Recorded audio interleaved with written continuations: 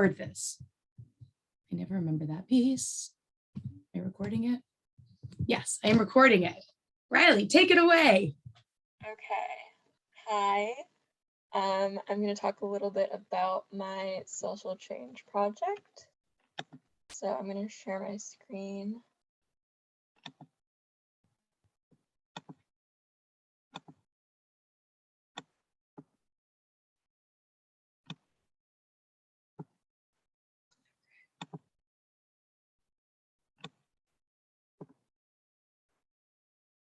Okay. Oops. So I did a book drive for my social change project. And here I've just put some graphics that talk about like why books and literacy and promoting reading throughout life is important. And I just wanted to highlight that 42 million American adults can't read at all. And that starts with childhood education and access to those resources, and that's an international issue. So it has impacts on people's educational lives, so in school, in their mental processes throughout life, for educational, for career opportunities as well, because it impacts higher education, job opportunities, and then social and political and medical. Everything comes down to being able to read properly. So, as I said, I did a book drive. I collected books around my community, and I'm in the process of finding somewhere to donate them to. Yes, so I'm hoping to get those out soon. But that's what I did. And then I just put down a couple of things that anyone could do. You could donate books, money to literacy programs, volunteer, and promote government action, because everything stems from the systems that allow schools to be underfunded and students to not get the opportunities they need to read at a young age. So, yeah, thank you.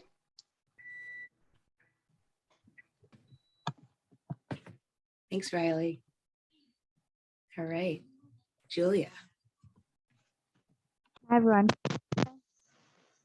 Paige knows better than everyone my copious yeah. So I am just going to reflect a little bit on my experience these past 2 years.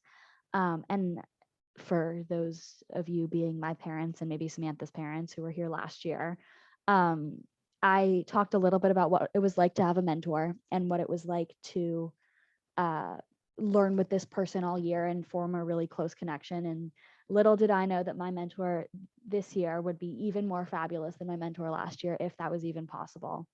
And so I just want to think a little bit more about something that I learned about feminism this year, which is just that you really don't have to do it by yourself, and you really don't have to have the answers. And you also don't have to be entirely selfless. Like, I know that sounds, the goal of feminism is mostly altruistic, but the ways that we go about our projects and our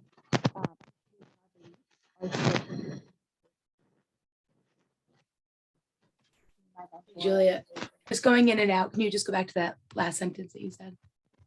Yep. Is this better? Yeah. Okay. So just between my amazing mentor and the community of people that I found here, just that in feminism, as in any social change project, you don't have to do it alone, and that there's so many people here to support you. Thank you, Julia, and thank you for being an awesome returning fellow. And another returning fellow, Samantha. Thank you. I'll be spending some time walking you guys through my social change project, what it's meant to me, and how I have put it together. So I'm a returning fellow, so I put together a project last year. So I was given the choice to continue my project that I had started last year or to create a new project, and I decided to create a new project. So I was reflecting at the beginning of the year, reflecting on what my passions were, what I was interested in learning myself. And I reflected on a book that I'd read over the summer called The Female Brain, which is a book that dives into exactly what it is called, The Female Brain. It discusses our pathways and how we approach the world through what's going on inside our heads. And I was absolutely fascinated and also extremely upset that I was going into my senior year and this was the first that I was learning about what was happening inside my brain, and that I had never been taught that in any of my health classes or my biology classes. And I wanted to be a bridge to others to bring the information that I was so fascinated by and so impressed by, and I wanted to be the bridge for that to others. So I created a podcast called Her Brain Matters. It is available on Spotify and Apple Podcasts now.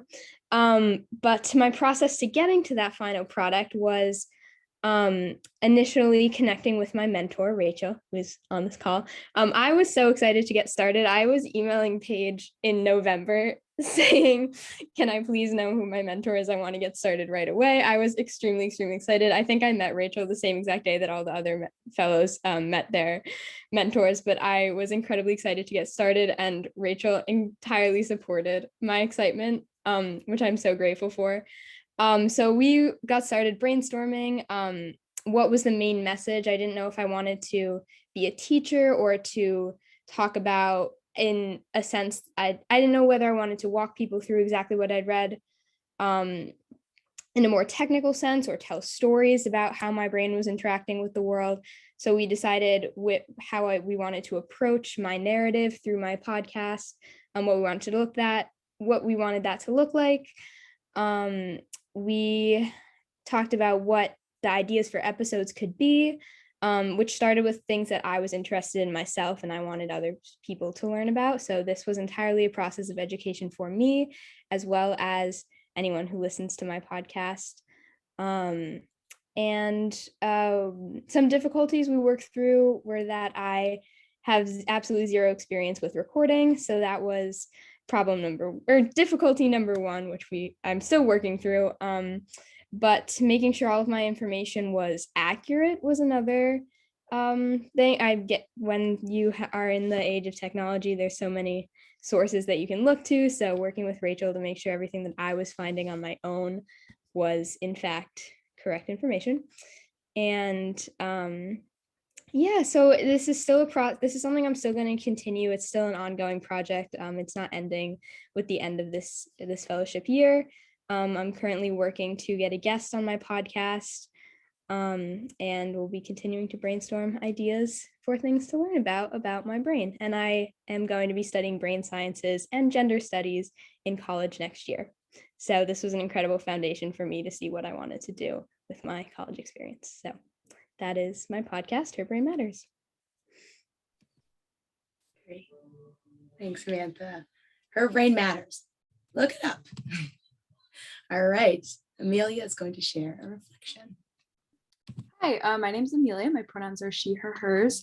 I'm going to talk about one of the ways that I've grown this year. Obviously, there's been a lot of ways, but one in particular, like one way that I've grown over the past year is my realization that I am capable of delivering verbal presentations to an audience.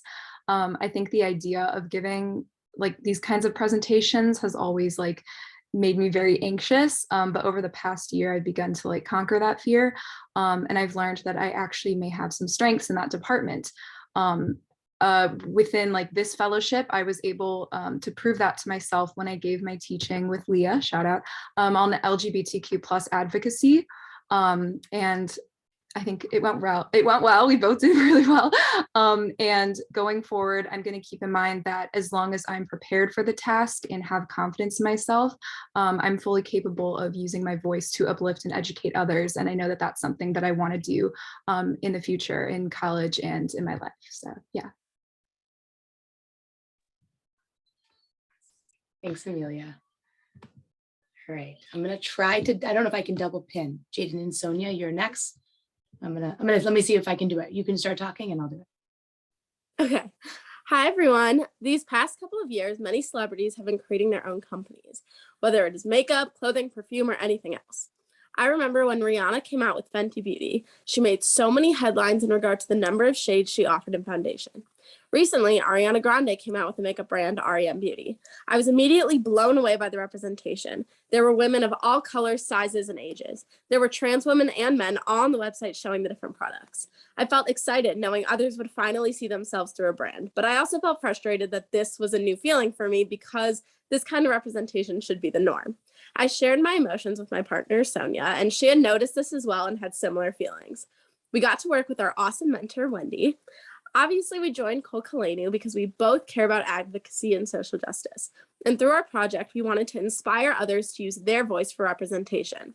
So Sonia and I created an email template to send directly to companies regarding their lack of representation. Our main focus was representation through race and body type, but it is not limited to these two. The template will be posted on the Moving Traditions Instagram for all to access.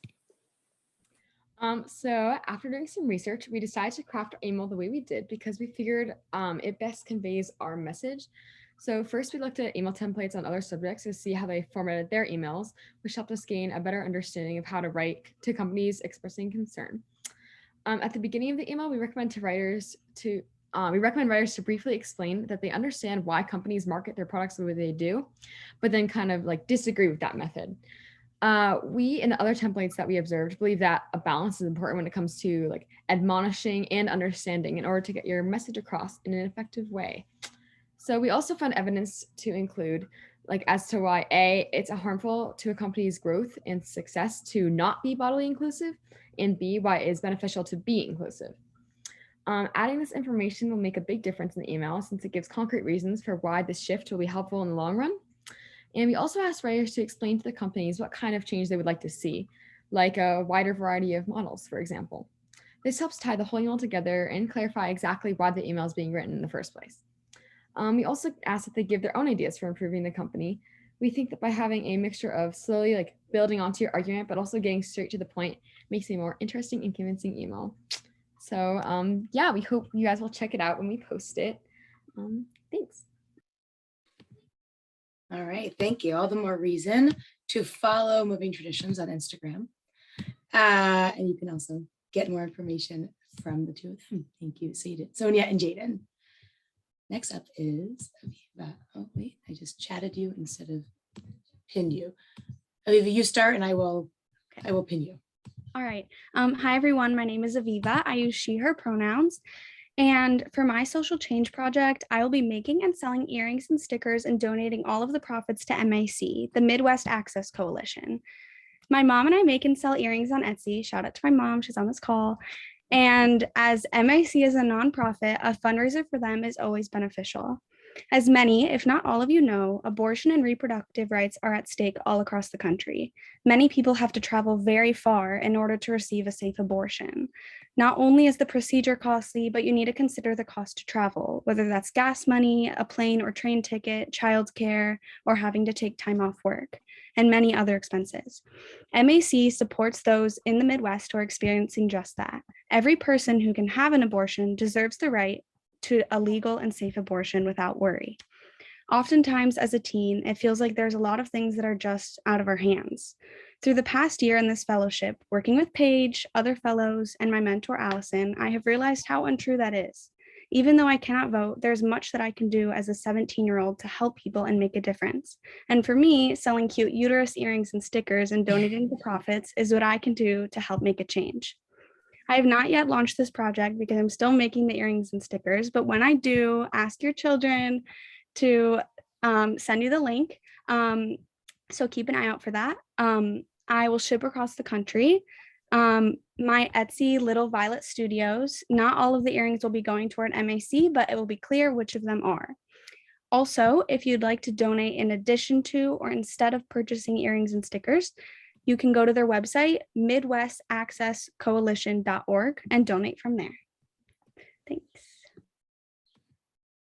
I'm ready to buy my uterus earrings, stickers, earrings. Thank you, Aviva. Rebecca, you are up.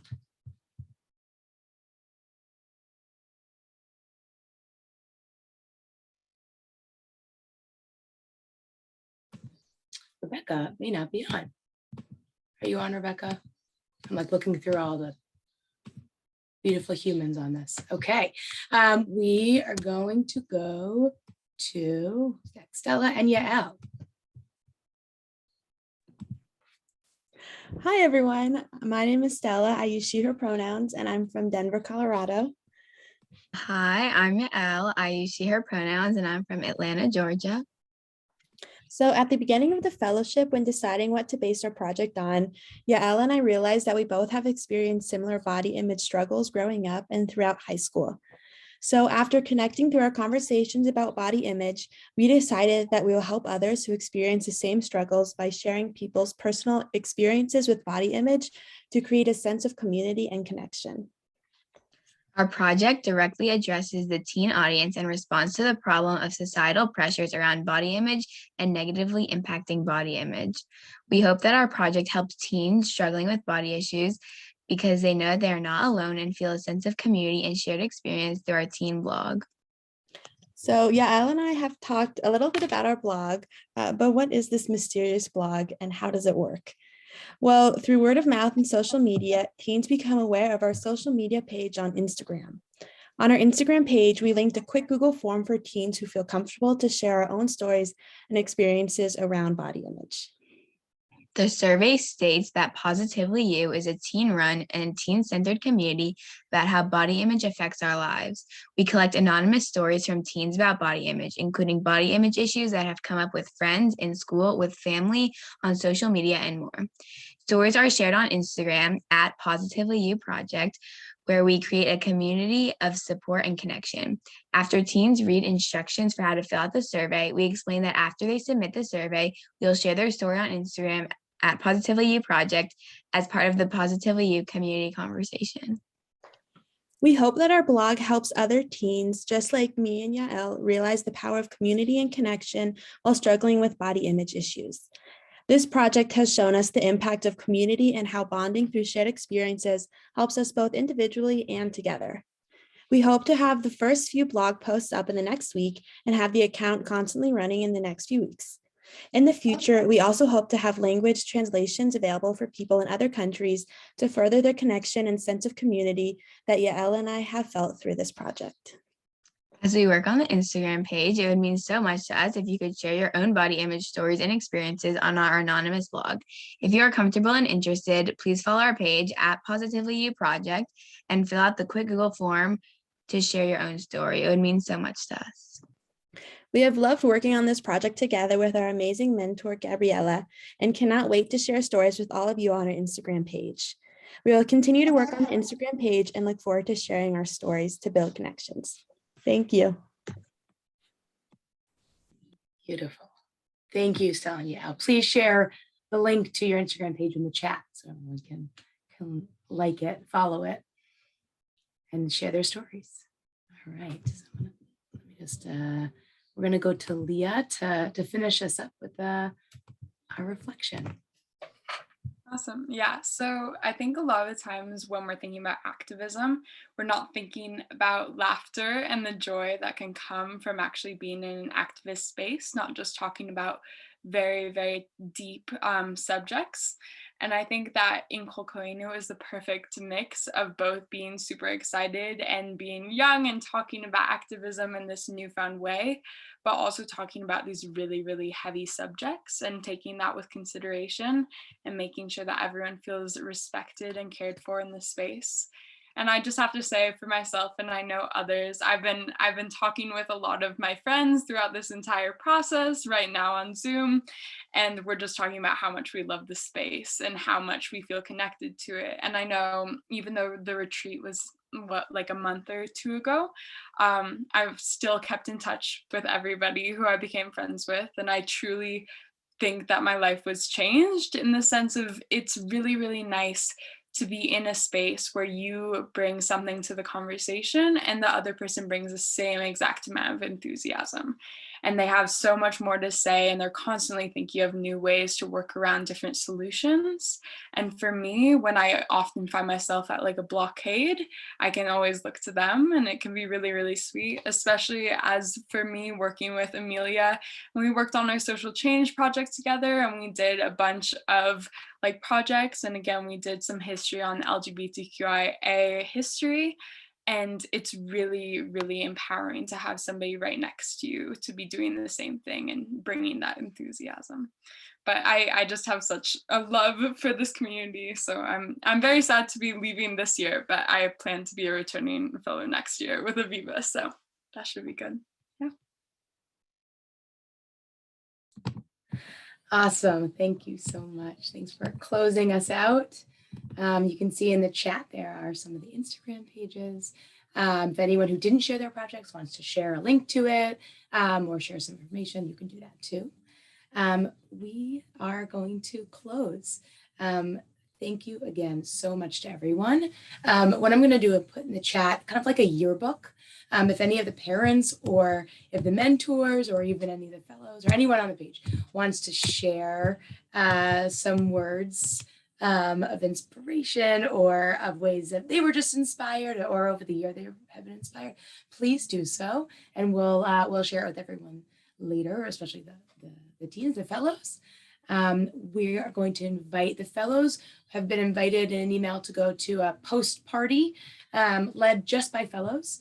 And everyone else on the screen who's not a fellow, I encourage you to stay on, go back into the main room when we finish and talk to our new CEO, Shuli, about the program. Thank you so much. And just share, obviously you get to share if you want to let her know how amazing the program is for you, for your teen, for your fellow, please do that. Thank you again, everybody. And what a year. This is incredible. Mazel tov to everybody for being a part of this. And thank you to parents and mentors and everyone else on this screen for being a part of this program. I feel like I should say Shabbat Shalom. We could just pretend. Have a good week. Have a wonderful week. Thank you.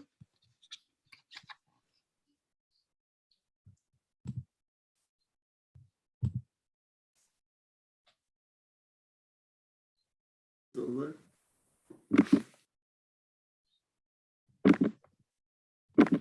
just click leave room. It'll bring you to the main room. Back to the main room.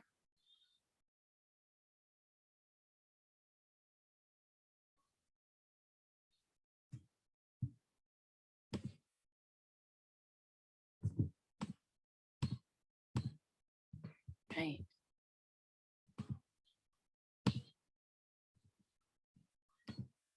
Conversation. What we really want to hear about what Izzy's parents just shared with us, or just some of the experiences that Izzy had and what she enjoyed during the fellowship. We want to hear from you.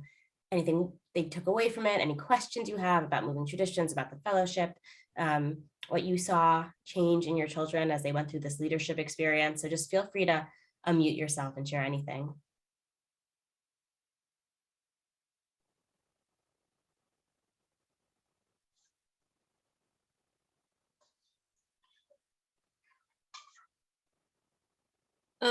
This is Jessie Frankel, Leah's mom. So yeah, I think for Leah, it was just a really wonderful opportunity and experience to have her just be involved and connect with other feminist-minded teens across the country. And I think she found the retreat particularly powerful. She came back saying that she had lots of new best friends, and I think it just deepened her experience for the year. So I think that was just a really wonderful opportunity. And I think, yeah, I think she just feels empowered, like she has a voice and she has opportunities that she wants to continue to build on. Thank you. Thanks for all your energy. Thank you. Hi there, I'm Samantha Renzulli's mom.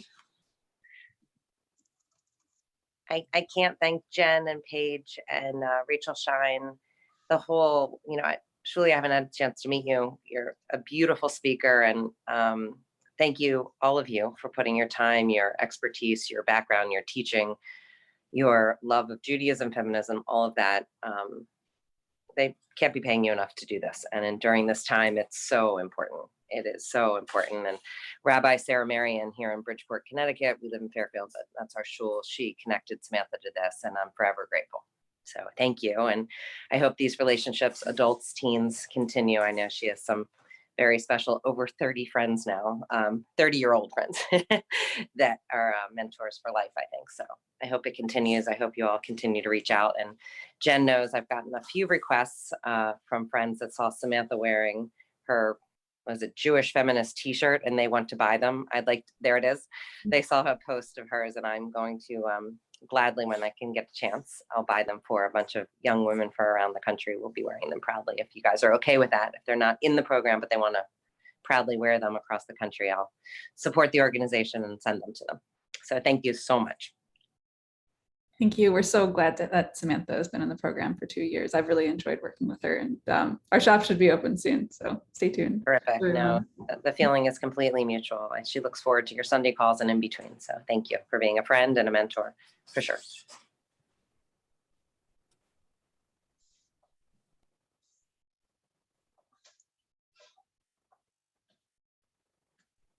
And again, this is just open space for anyone to share thoughts about what they saw, changes. Oh, I see another participant. That'd be wonderful.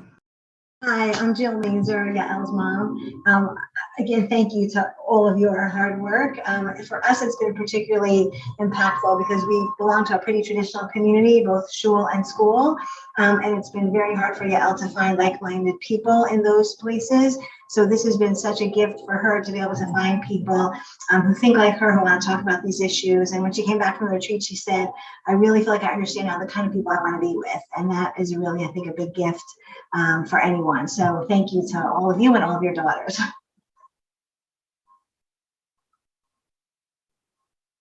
Thank you.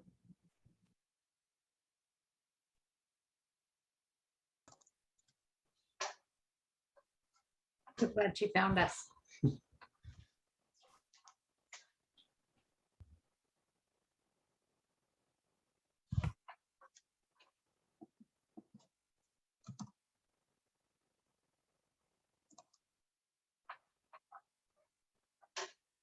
I'll credit Rabbi Tamara Cohen was very involved, and I just mentioned a strategic plan where we talked about this continuum that we hope to help people along. That's like when you find your sense of self and then you create those connections to other people, you just feel like you can change the world. And it's just, for us, the three values that we talk about are shleimut, that sense of wholeness, chesed, that sense of healthy interpersonal relationships, and then tzedek, that sense that you can really make a difference in the world. And it's just like so wonderful to hear each of the comments from the parents pick up on different elements of that mission and how they sort of cohere into creating this incredibly powerful experience. I'm so grateful for everyone who shared so far. I don't know if we have anyone new in the room that wanted to share just about or tomorrow, are you going to share something with us?